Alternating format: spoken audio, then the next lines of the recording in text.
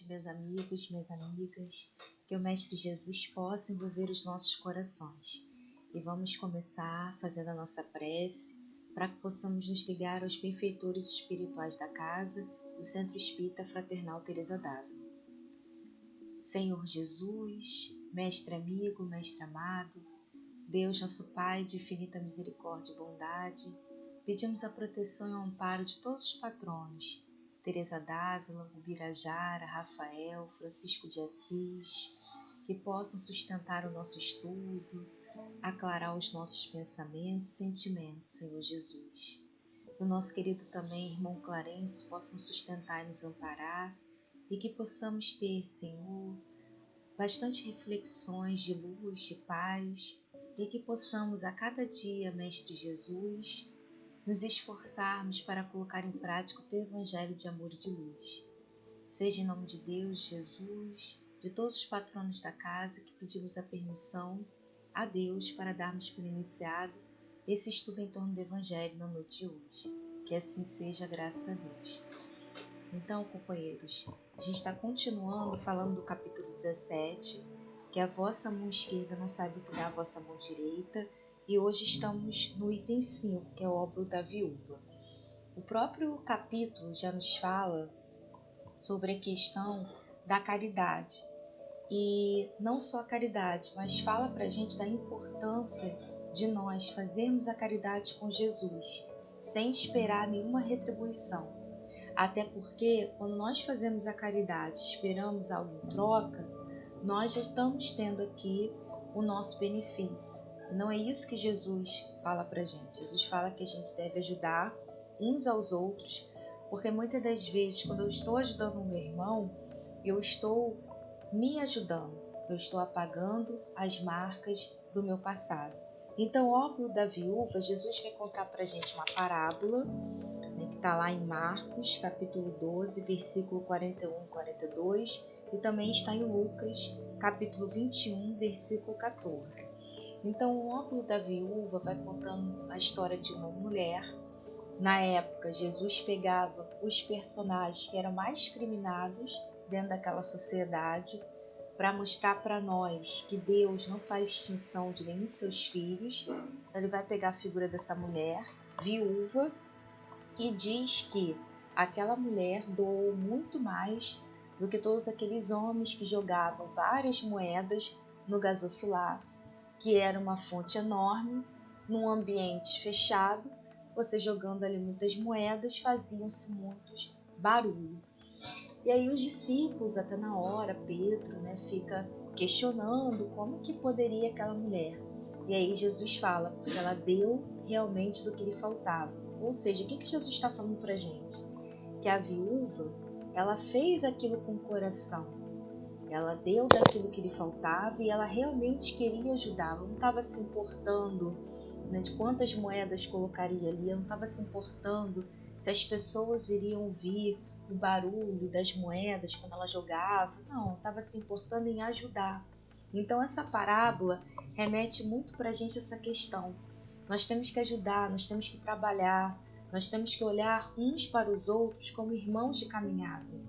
Nós ainda sabemos que não temos o amor de Jesus, até porque Jesus é um espírito puro, mas a gente está caminhando para isso. A partir do momento quando a gente aprende no nosso dia a dia a se observar mais, ter a caridade conosco mesmo, e assim se observando, se melhorando, crescendo espiritualmente, para que a gente possa acolher outros irmãos também. E Jesus fala para a gente aqui nessa parábola, a questão não é a quantidade, se a gente for trazer para o nosso dia a dia, não é a quantidade de tarefas que eu faço, sim a qualidade, que é diferente.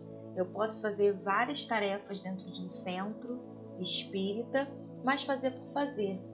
Ou eu posso me dedicar a uma tarefa no centro espírita, mas me dedicar com amor, com respeito, e estar ali realmente com o meu pensamento, com o meu sentimento voltada para poder realmente estar ali naquele trabalho, para poder ajudar o trabalho, sendo um facilitador do trabalho e não um atrapalhador. Então é tudo isso que Jesus fala para a gente nesse óbolo da viúva. Nos mostra para a gente a importância da caridade. a importância de nós estarmos aqui nessa vida e deixarmos uma boa passagem. No livro da vida, a querida Teresa d'Ávila vai falar isso pra gente, né? Do exílio terreno em que ela vive, nesse momento da caridade, que a caridade seria para ela uma válvula de escape, já de sentir o amor de Deus na terra. E ela vai colocando ali também do alívio, do consolo que a caridade proporciona, porque a partir desse momento nós estamos ligados aos benfeitores espirituais. Ela fala para a gente da prece, né, do quanto a prece nos sustenta, nos eleva, nos direciona para o bem. E ela vai trazendo para a gente das obras, que é a questão da caridade, que o homem precisa ter obras. E a gente já sabe disso, né? O objetivo da gente estar aqui na encarnação é a gente resgatando os nossos débitos do passado. E a gente só consegue resgatar esses débitos do passado a partir do momento quando a gente se enxerga como espírito imortal e a gente começa, tá, sou espírito imortal, o que eu tenho que fazer para eu caminhar mais seguro, para eu estar mais firme com Jesus, para eu estar ali no direcionamento com a espiritualidade? E a gente já sabe que a caridade é o melhor veículo. E nesse livro, o Encontro Marcado, psicografia do nosso querido Chico Xavier de Emmanuel, Emmanuel vai falando para a gente socorro e benevolência. E o tema é caridade e perseverança. E ele fala para a gente socorro e benevolência. Curioso examinar como é fácil seguir o caminho da caridade até o meio. Tão fácil que o princípio dele é acessível a qualquer um. Isso porque se no início das boas obras pode realizar-se através de impressões externas, a complementação deve ser feita no cerne da vida íntima. Então ele fala aqui, ele vai colocando, é muito fácil a gente no início, empolgado, aderir a um trabalho, mas ficar num trabalho, ele fala que é o mais conflituoso para a gente, porque nós vamos ter que lidar com muitas situações que nós trazemos. Então, fazer a caridade, por isso que a gente falou anteriormente, é mais para a gente. Porque dentro de um trabalho, né, de ajudar alguém, a gente vai ter que estar melhorando o nosso orgulho, se despojando do nosso orgulho, da vaidade, para realmente estar de corpo e alma dentro de um trabalho. E ele continua. Mobilizaremos recursos materiais, diminuindo o fortuna de companheiros que a penúria vesguarda. No entanto, a fim de aprendermos as lições da bondade, é forçoso lhe saibamos doar, tanto quanto possível, esforço à presença pessoal na solução dos problemas que lhe digam respeito. A caridade não é simplesmente você entregar algo para alguém. Sim, é como Emmanuel fala, tem a caridade material. Mas a caridade é muito mais do que isso. É você se colocar no lugar daquela pessoa. É você olhar no olho daquela pessoa. É você estabelecer uma ligação com aquele companheiro. Isso sim é real caridade. Então a gente está caminhando para esse trabalho. E ele continua. Partilharemos sabores e aflições dos vizinhos, especialmente quando a própria tranquilidade nos permita articular bons conselhos, mas que para o nosso testemunho de fraternidade seja completo. Cabe-nos regozijar-nos sinceramente quando se mostram felizes sem qualquer necessidade de nosso auxílio. Ele vai colocando aqui. Trabalhar no bem exige esforço. Vai ter momentos, né, como Teresa d'Ávila falou, que a gente vai ter ali que ter muito esforço, muita coragem. Vai ter momentos de aflições, sim, porque a gente está no mundo de provas e expiações, não é porque a gente está trabalhando no bem, não é porque a gente está se ligando a trabalhos que a nossa vida vai ser um mar de rosa. Não. A gente vai ter as aflições, vai ter as dores do caminho, mas dentro de um trabalho do bem a gente vai se sintonizando com amigos espirituais que vão nos ajudando a passar por essas dores com mais tranquilidade, com mais equilíbrio. E outra coisa que ele fala aqui é a gente trabalhar na certeza de que um dia aquele irmão de caminhada não vai precisar mais daquele pedaço de pão, de que um dia aquele irmão de caminhada não vai precisar mais daquilo que eu estou naquele momento viabilizando para ele. Então, é saber que daqui a um tempo todos vão ter o necessário para viver. Então, é isso que ele vai colocando aqui. Mas enquanto não tem, que nós possamos auxiliar esses irmãos. E ele continua: estimaremos a prestação de gentileza às pessoas que nos façam atraentes pela humildade que evidenciam. Contudo, é forçoso sustentar o mesmo concurso afetivo junto daqueles que a revolta e a obsessão nos apresentem como sendo criaturas menos simpáticas. Então, dentro de um trabalho no bem, dentro de um trabalho assistencial, nós vamos lidar com companheiros, como ele fala aqui, menos simpáticos. Nós vamos lidar com companheiros que não vão querer. E aí, isso é a verdadeira caridade, a gente entender aquele companheiro e não julgar. Que pra gente muitas das vezes é o mais difícil, né? A gente realmente pensa, mas tá naquela situação? Não, o que Emmanuel tá falando aqui. Cada um segundo as suas obras, eu não tenho que julgar. Se o companheiro não quer aquilo, é um direito dele. Agora, como ele fala, não é por conta disso que eu tenho que trazer aquela situação para mim. Eu tenho que continuar trabalhando, continuar ajudando. Alegrarmos-emos com as tarefas da assistência social, quando vantagens diversas nos assegura a euforia do corpo e da alma. Quem de nós, né, quando faz um trabalho que ajuda, quando a gente retorna para os nossos lares, como a gente fica só falando sobre aquele trabalho, a gente fica falando o dia inteiro no dia seguinte. Por quê? Porque esse trabalho que a Emmanuel está falando aqui nos dá a euforia do corpo, da alma. E os amigos espirituais superiores falam isso pra gente, que o trabalho no bem, os momentos que a gente trabalha no bem, são momentos que nós possamos entrar em contato um pouco com as alegrias dos espíritos superiores.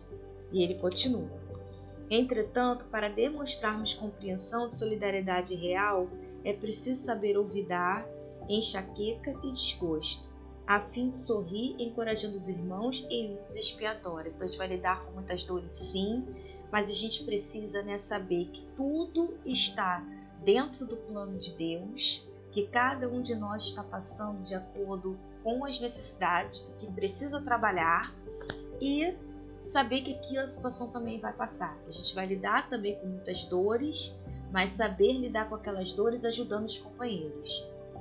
Caridade, indiscutivelmente, é a senda do amor.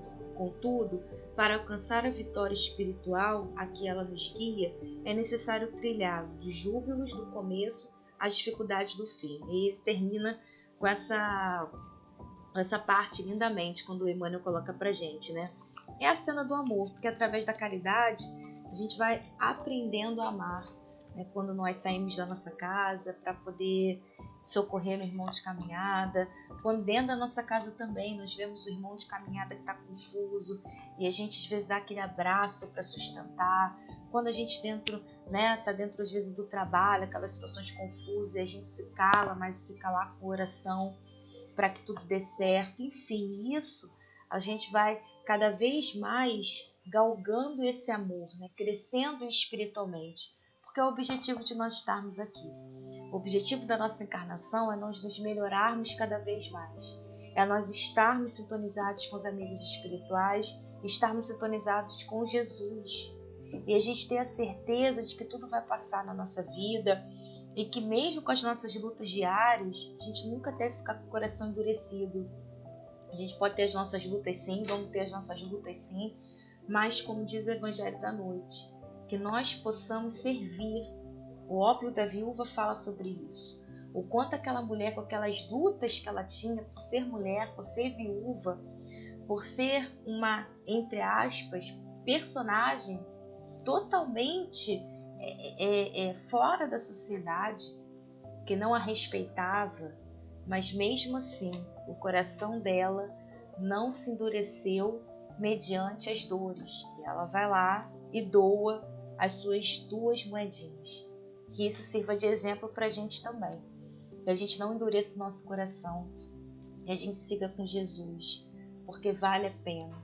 Vale a pena a gente seguir com Jesus. E quantos exemplos que a gente, né, tem no Evangelho de companheiros que seguiram Jesus, Maria de Magdala, né, Maria Madalena, a gente vai ter Paulo de Tarso, Santo Agostinho, tantos companheiros, Teresa d'Ávila, que optaram por esse caminho. E é um caminho seguro. No mundo a gente vai ter algumas aflições sim, como o próprio Emmanuel falou pra gente. Mas essas aflições têm que nos dar ânimo, nos dar força para a gente continuar seguindo o que precisa ser seguido, que é Jesus. E o próprio Mestre Jesus, quando esteve aqui conosco, ele não nos isentou das dores que nós teríamos ao longo do caminho, mas ele nos deu a coragem, exemplificou a coragem para a gente e mostrou para a gente que tudo vai dar certo se a gente se ligar aos benfeitores espirituais. Que Jesus nos abençoe, que a nossa querida patronessa Teresa d'Ávila possa preencher o nosso coração com muito amor, com muita paz, com muita harmonia espiritual. Senhor Jesus, querido Mestre, Deus, nosso Pai, de infinita misericórdia e bondade, é com muita alegria nos nossos corações, Senhor, que encerramos mais um estudos e reflexões em torno do Evangelho de Amor e de Luz. Que a nossa querida Teresa d'Ávila, Birajara, Rafael, São Francisco de Assis possam continuar nos amparando, nos sustentando, nos harmonizando. Que o nosso querido irmão Clarence também nos sustente os nossos corações. Que esses benfeitores espirituais, nossos guias espirituais, possam sempre nos direcionar para o caminho do bem e que nós, Senhor, possamos escolher sempre o caminho do bem. Que Jesus nos acompanhe sempre, que a espiritualidade amiga nos direcione sempre para o mais alto e para o belo. Que seja em nome de Deus, em nome de Jesus, em nome de Teresa d'Ávila, de Ubirajara, de Rafael, de São Francisco de Assis e em nome de Clarencio, que pedimos a permissão para darmos por encerrado mais esse estudo, Senhor, em torno do Evangelho na noite de hoje. Fica conosco, meu Pai, pois muito precisamos de Ti. Que assim seja, graças a Deus. Jesus nos abençoe.